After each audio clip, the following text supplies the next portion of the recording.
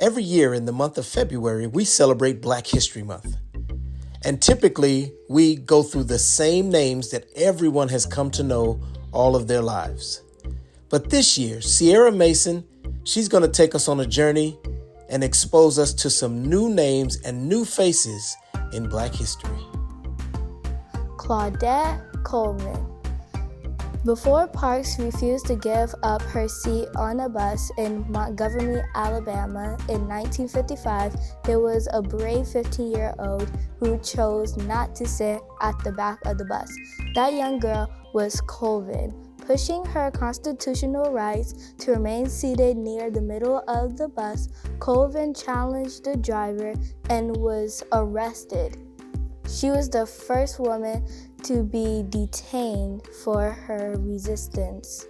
However, her story isn't nearly as well known as Rosa Parks.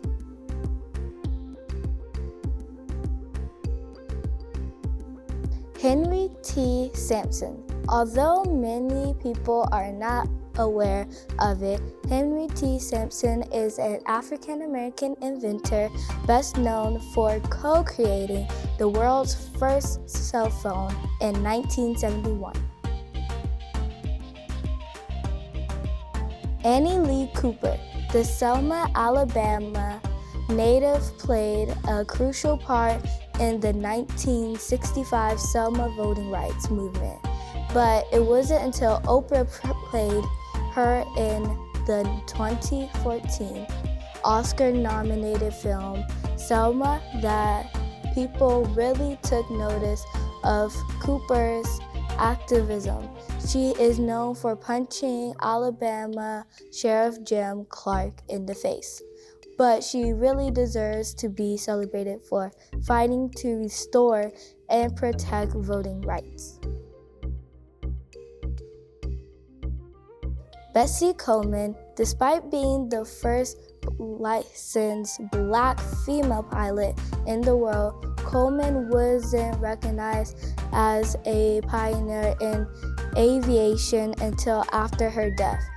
Though history has favored Amelia Earhart or the Wright brothers, Coleman, who went to flight school in France in 1919, paved the way for a new generation of diverse flyers like the Tuskegee Airmen, Blackbirds, and Flying Hobos.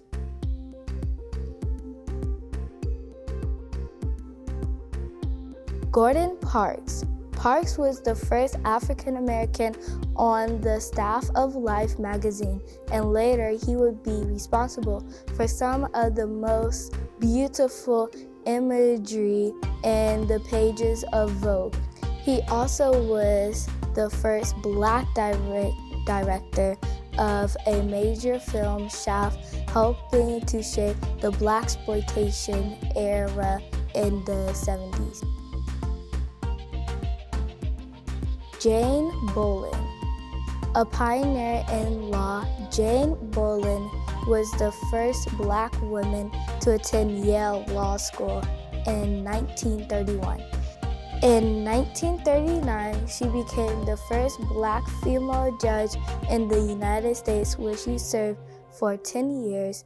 One of her significant contributions throughout her career was working with private employers to hire people based on their skills as opposed to discriminating against them because of their race. Bayard Rustin. Dr. King is usually credited for the March on Washington in August 1963, but it was Rustin who organized and strategized in the shadows.